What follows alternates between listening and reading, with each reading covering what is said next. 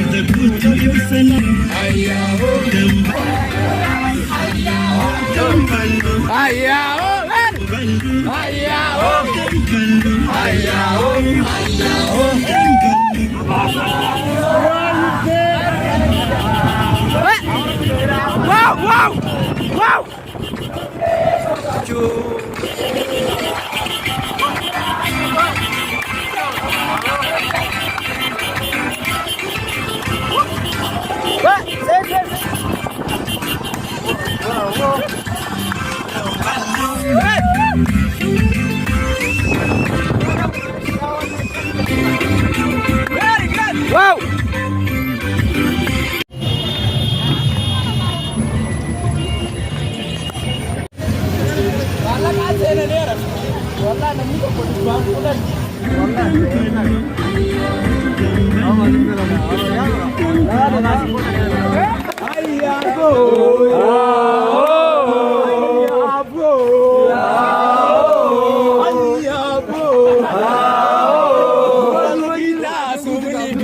Najofu dane wa beta pita.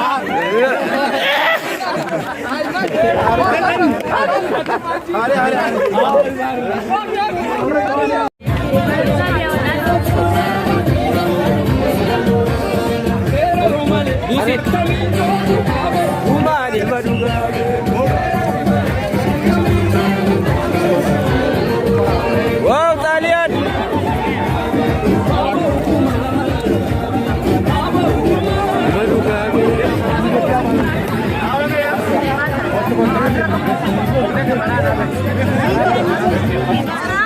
هورا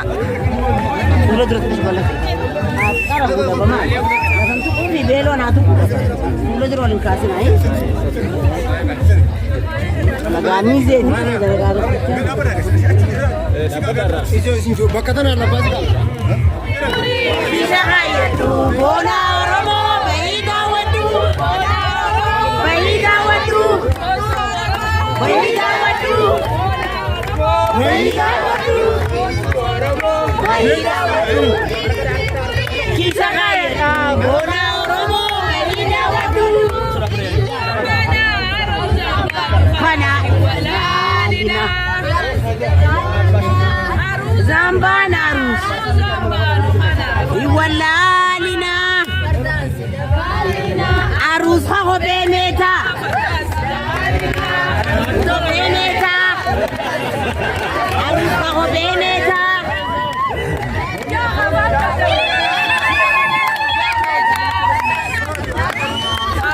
arus min banu kana farkasi gabalina yo dalo henye mangisti farkasi gabalina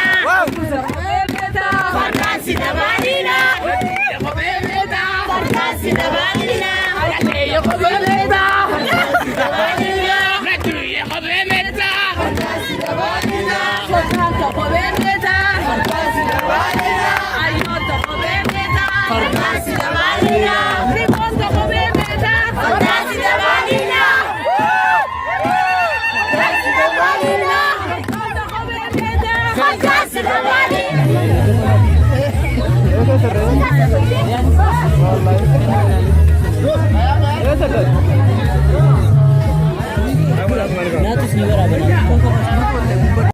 ربي نعمل الدنيا في آخرة عمري سينا باري رسول آمين آمين كميات آيريا شودا آمين آمين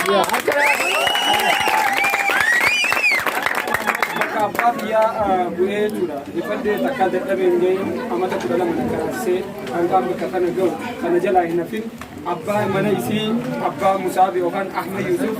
يدو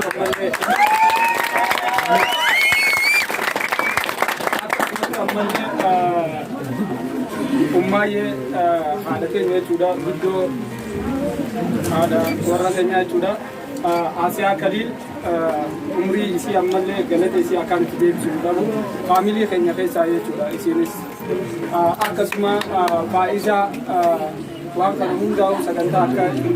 hunda nan da chuda isilen warra shoro gudda wa kan taba chuda isi fi nama take chuda obeleji ya sila gammachuu kana naa qoodate naa bareeda ture obboleettii tiyya biiftuu taa'ee jechuudha. Asitti argamu isii dhabiinsaa hedduu bakka isii ni jirani. Dirarraa taate jechuudha ajaa'ibaa. Isii ana daran naaf gammadde isiidhaan na hawwiidha. Maatii yaadu gammachuun tun isii hundaa'u anarra silaa isaan naa gammadin gammachuun tuyyaa miti ta'e isiiti jechuudha. Asarkoo kiyyaaf akkasuma obboleessa kiyya magarsaa guyyaa durarraa eegalee as keessa jira qeyroo magaalaa tanaa akka sabatti haqabnu ifi obboleessa kiyya Farahaan Guyyoo kana jalaa hin hafin jechuudha addaan hojii qooddate galgala leeyilii bahee torbaan lama guutuu naa hojii dadhabaa oolee hunda isaaniitu hedduu maqaa rabbiitii fi akka sabatti illee hedduun galatoomfadha isaan lameen akkasuma obboleessa guddaa ta'e innis akkasuma Muraad faamilii keenya guddaa waan ta'eef anin keessaa wanna godhu ni jiru ummata keenya guututu jechuudha faamiliin keenya guddaa waan ta'eef akkasuma mana aadaa tuntiyyaa akkasuma guyyaan waan aadaa hin ta'iniif guyyaa aadaa itti deebina jenneen akka Harargee fi akkasuma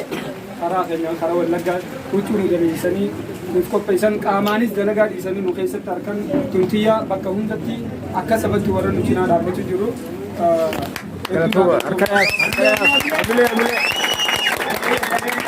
Dizaayineraa bakka haadhaa bu'anii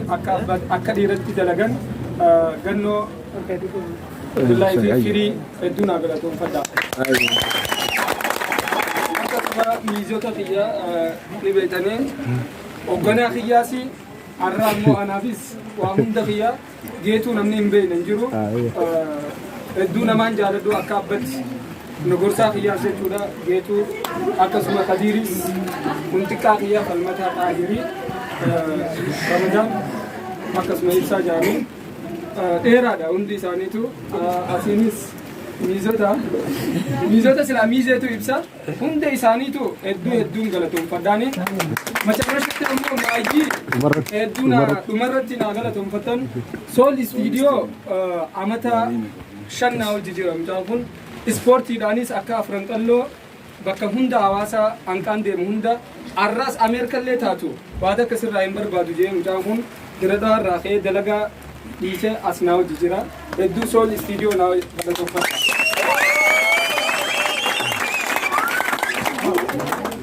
Hundarratti ollaa ganda kanaa akkasuma adeeroo namaan inni irraanfanne bakka abbaa biree abbaa guddaa keenya abbaa qaadii galata guddaa isaa jannataan shuhadaatti naaf haa qunnamsiisuun jaayisa. Adeeroo korree fi akkasuma Amadoo hedduudha isaan tiimni isaanii guutumatti warraan akkaan galatoomfadhu isaanii hedduun galatoomfadhaan isaanii gaa'u. Finish.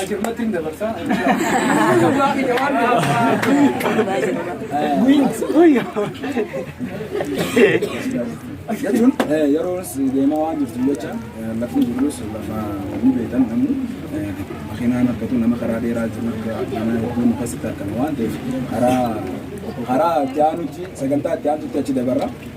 Baasii asirratti maal seetan isin hundaa walitti hedduu barbaanna ammallee rabbi jecha isin jaalanna hedduu nuuf ulfaadhaan isin hundaa. Fardoosaa diizaayinara Itoophiyaan qabdu akka sabaa walii galatti warra waan kanarratti hirmaatirraa hedduun isaan galatoomfadha.